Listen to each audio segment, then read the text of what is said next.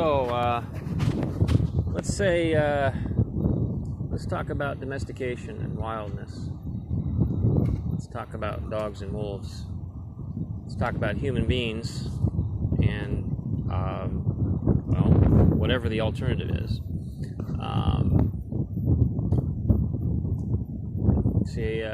I have a problem with audience because my only audience is people that are, domesticated. So, anyway, I'm going to try and do this as objective as possible and pretend that the audience isn't fucking domesticated. So, I guess I'll just do this myself. So, anyway, what my biggest discovery of life is that the human species has become domesticated by our society. We've created a society that is such that it institutionally domesticates people. We are born literally in institutions. We are literally born in man-made structures, hospitals, with man-made environments, in a man-made situation, and we are raised in a equally sterile and man-made environment outside of the hospital. In my case, it appears that I identified as canine, as a dog, because my mother didn't want me, which I can derive from a number of secondary observations. And apparently I identified as canine, as a dog, and later learned or tried to become human socially, and didn't do so well. And as a result became completely self-sufficient, and most importantly avoided domestication. So I am a unique, apparently a rare, I can't say unique, I don't know if there are others, I don't know that there are not. I haven't found anybody else, so I don't know. But anyway, I seem to have achieved a level of not being domesticated that's not present in anyone else I've come across or heard of or witnessed. It is complete, total social isolation. I was bullied by my family, by everybody. I have never had what you would call a friend. I have never had what you would call an intimate partner up until very recently, this year. Even my caregiver can't say is an intimate partner or anything like that because he's selfish. He's not as capable of empathy as I am. And that's one of the key elements is about all this, is that it seems to be that empathy is the key. Empathy we possibly learned from wolves even, so that seems to be the case. As I tried to outline in a previous video and didn't really do a spectacular job, is that we apparently are polyploidal combination of primate and combination/mixture of primate and pig. Due to some unusual circumstances which could be easily explained. So we were born we were born essentially as we are. We did not evolve to be hairless, big-brained, inbred, whatever. We were born this way. And what my assumption is that in the process of our creation, which, as I said, resulted from the interbreeding between primates and pigs, because of how I imagine this happened. The only way I can see it happening is it would have had to have been multiple instances, multiple times, multiple results, given the nature of polyploidy the genes. There had to have been numerous, probably hundreds of years of unsuccessful tries, and then finally, here along the way, there were offspring that were not only viable but survived. And I think that the key to that is that we were born as children to neither pigs nor primates. Our mother would have been a primate. That's the obvious logical because of the volume, because of the nature of this interspecies breeding situation. Our mothers had to have been the primates. Our fathers had to have been the pigs. So imagine the social nature of primates is that the female is sent out to become impregnated from another tribe. But imagine she comes back and gives birth to a hairless, big-headed monster. The primates would go crazy. They would reject it, absolutely. So it would have either been raised individually by the mother or thrown literally to the wolves. And back in those days, apparently this would have happened in the Okavanga Delta or somewhere similar to that back in those years. And would have been kind of isolated, and there were wolves of some kind, Ethiopian wolves, or some kind of gray wolf, or some kind of other wolf species there in the plains, and we were probably literally thrown to them and raised by them. So you want to find your origin story, don't read the Bible, read the Jungle Book. That's apparently what it is. Except substitute raised by wolves with raised by wolves because mom and dad were primate and pig, and didn't want us, so, or couldn't take us. So, bottom line is that we had to become at some point domesticated, or we had to become like wolves.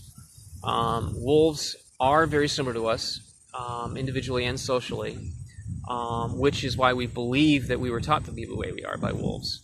But we're also structured more like wolves are structured. They are the top species of this planet.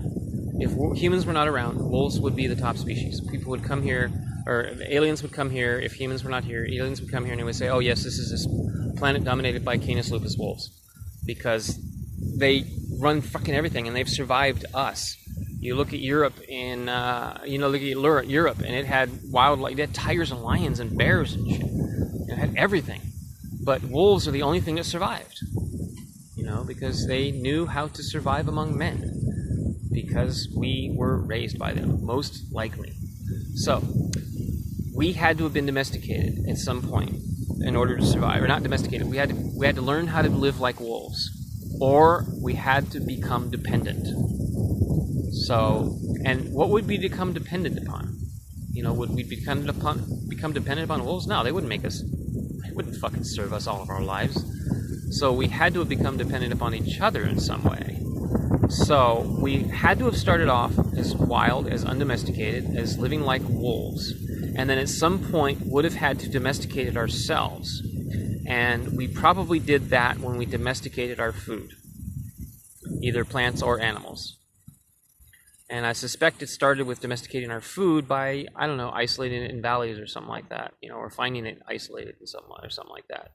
So conveniently, naturally, already domesticated, or already pseudo-domesticated. So we just continue the process and domesticated. And we domesticated wolves at the same time, dogs, and then in the process we domesticated ourselves by creating societies that are able to care for people who can't care for themselves because they're not self-sufficient. So it comes down to this. You're either domesticated or wild. And if you're in society and don't know that you're wild, don't understand that you are wild and that everyone else is domesticated, then you can only be domesticated. So, that's what the situation is. Mankind has domesticated himself, and domesticated species do not evolve. They cannot adapt to changing situations in the world. They instead create them. So a domesticated species can only be its own end. So wolves, or dogs, I should say, are actually quite different than us. We're much more resilient because they're not polyploided, because they're not this narrow genetic band of what worked in this unnatural, people would say, but quite natural process of evolution that created us. There's very, very, very, very little chance of it succeeding, and it had to have happened over hundreds of years for it to have been successful. And we had to have mixed with others. Maybe Neanderthals or a couple other species of humans were born out of this, and we were the ones that succeeded because we inbred and depended upon wolves the most. So we got to become tolerant of inbreeding, such to the point where, guess what? Instead of being dark-skinned and hairy, and well, I'm hairy, but instead of being dark-skinned and all this stuff, we got people that are light-skinned. Their eyes are blue. These are signs of inbreeding. I'm inbred. I come from an inbred line. But the inbreeding is selecting towards intelligence. I have another video. It's I don't know if it's public or whatever, but it's one where I may actually be the most intelligent person on the planet, and it's not hard to imagine anymore from what I've seen of other people. But we are a fucked up species. We are polyploidal. And we've become domesticated. So the situation on an individual basis is, you know, you're either a dog or a wolf. And if you're a dog, what kind of dog are you? You know, are you a highly inbred, specialized dog, like, you know, like Meghan Markle would be like a fucking Pomeranian, you know, or a you know, miniature poodle or something like that, you know, so inbred. And don't get me started on Prince Harry. Oh my God, you know, Dalmatian. And I say Dalmatian because Dalmatian is probably the most inbreed species there was, because at one point in its history there were only 7 individuals. So all Dalmatians stem from 7 individuals. They're still probably less inbred than humans. No, they're probably more inbred because humans can't tolerate it as much as wolves. But wolves can tolerate inbreeding because they're not inbred. And humans already are, so. You know. So, what kind of domesticated human are you? Are you a poodle? Are you a Rottweiler? Are you a Great Dane? Are you a dragon?